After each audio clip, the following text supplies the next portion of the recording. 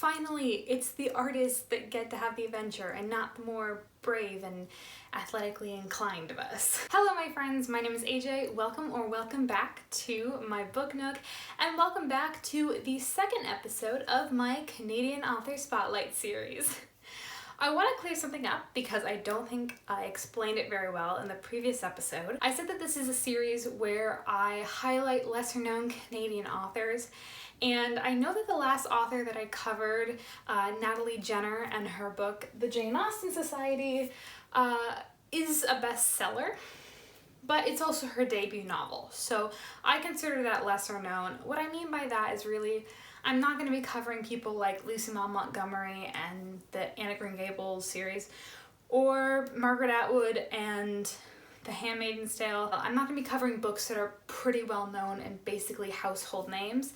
I'm going to be covering people who have written their first book or just aren't getting the appreciation that I think that they deserve. And with that, I'm going to introduce to you the book that we will be covering today, which is The Startrail Portal Painter by H.A. Stephen. So Heather Stephen, the author of this book, is from Halifax, Nova Scotia, and this is her debut novel, which just came out in 2020.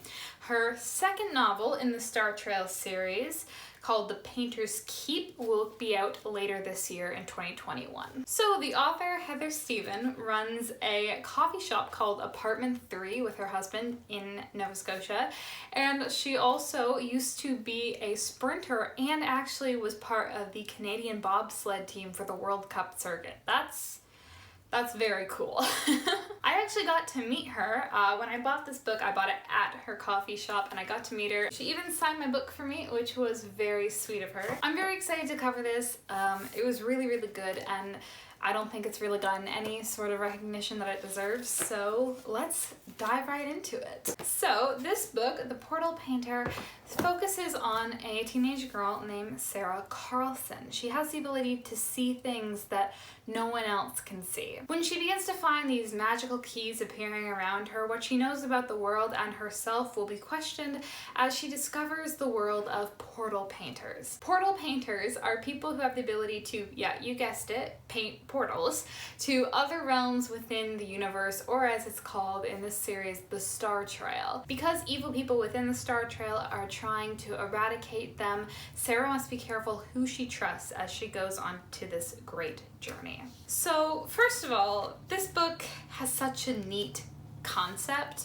I absolutely love the idea of it. It's so cool, it's so unique. It reminds me a bit of, are you all familiar with the Barbie Rapunzel movie? In that movie, Rapunzel has the ability to paint pictures and then with a magic paintbrush, and then she can walk through them to get out of the tower and into the kingdom. And that's really what this reminded me of, because I loved that movie when I was a kid. And it reminded me of something else and I still can't figure it out.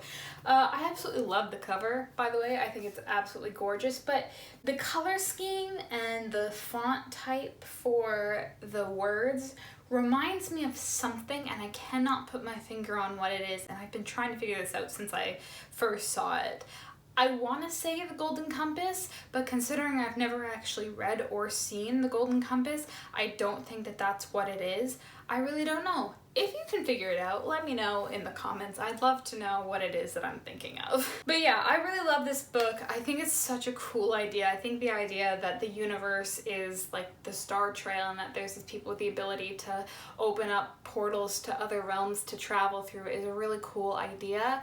And I really love how we're introduced to it. The very first chapter in this book, we are introduced to a character and thrown directly into the lore of this universe.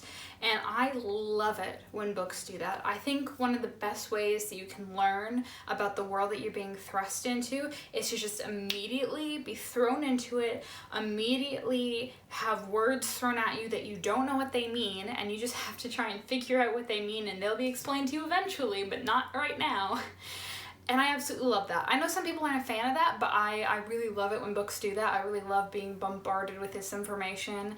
And I think it's very much like an exchange program, something like that, where you don't really know anything about the world, but you're thrown in right away and you're expected to figure it out. I love it when books do that. It also contains something that I really, really love in fantasy novels, which is when there is a hidden world all around us that only some people can see. So something that I'm a huge fan of in fantasy is when there are things that are around you that are hidden to the eye.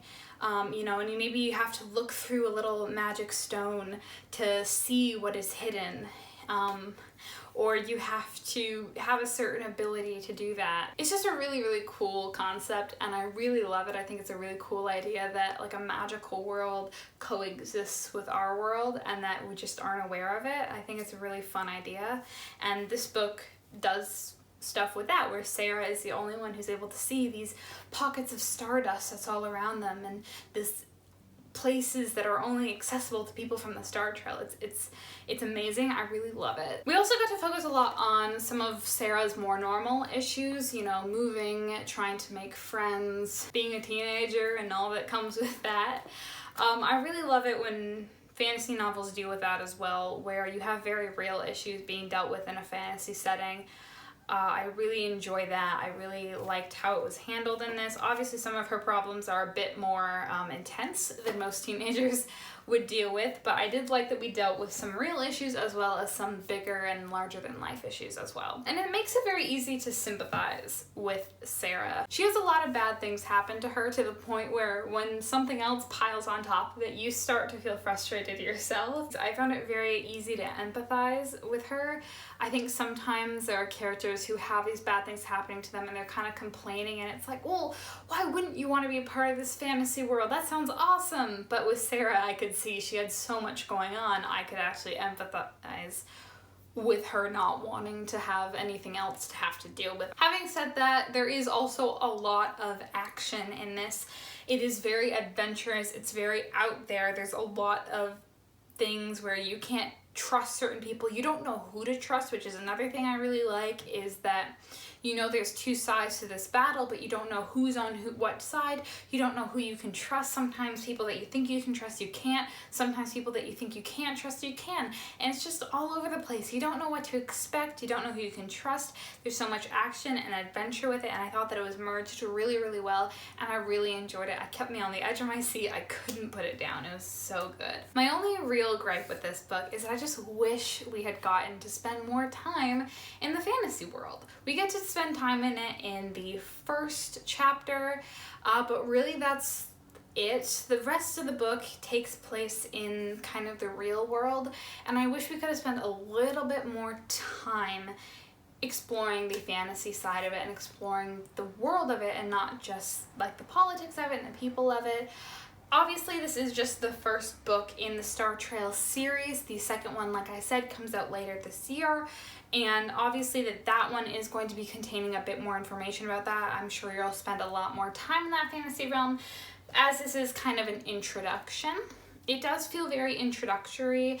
It's kind of a crash course on the Startrail and everything going on, as well as introducing you to the characters and Sarah and the abilities that certain people have. I really liked it. I just wish we could have spent more time exploring the world with it, because obviously I love exploring these fantastical worlds.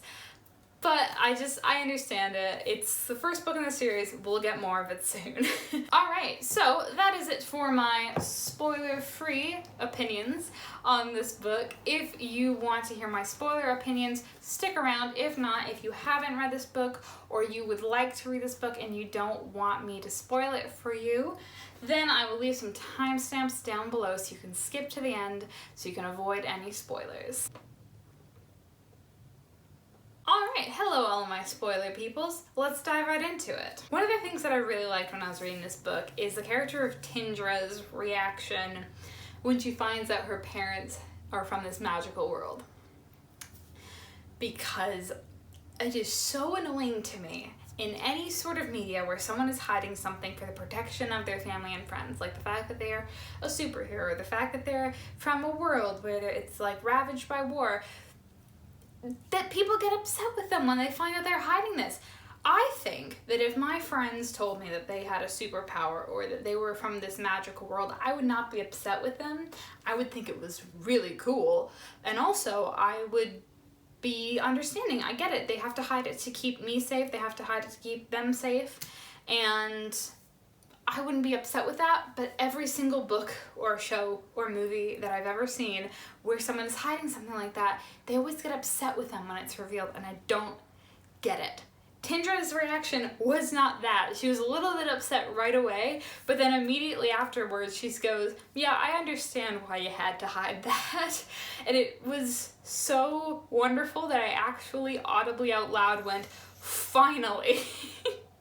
Finally someone who has a reasonable reaction. And I know that that's probably a very small thing to be excited about, but it's the little things that make me happy. I did mention something about Sarah and being able to empathize with her very easily, and that's something that I want to go into detail with. Obviously, you know, when you find out that her father is in prison, obviously you're like, oh no, well, what can you do? And then you find out that someone else knew about it and they are responsible for it.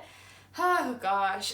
I don't think I've ever been more upset. It's not my father. He's not even a real person. I don't know why I was so upset about that, but I was. It's really great because there's so much going on with Sarah. There's so many little things piling on top of each other, and then there's some bigger things that are piling on top of that, to the point where you get to a point where you find out about this betrayal and you just get so upset for her. I also find it really frustrating when you know who to trust, because obviously we know that Panveer is a bad guy, so we know that if someone's working for him, they're obviously bad as well. But Sarah doesn't know this, so then she knows that they're talking to Panveer, but she's not distrusting them. So watching that pan out is very frustrating. I'm like, no, please go to someone you can trust, but it's really well done. I think that if a book can infuriate you like that, in the sense that it's not written in an infuriating way, but what the characters are doing is in character but infuriating, then that is a good book right there. Welcome back, my non-spoiler people. So what are my final thoughts? Overall, I think that this book is really, really great. I normally have kind of some constructive feedback to give on these books. I usually talk about my dislikes in them, and as you probably noticed, there's not really a lot for me to say. There's not really a lot that I find wrong with this book. Like I said, it is very introductory. I wish we could have spent a bit more time in the fantasy world. I wish we could have spent a bit more time exploring that, but that doesn't mean that it wasn't exciting in its own right.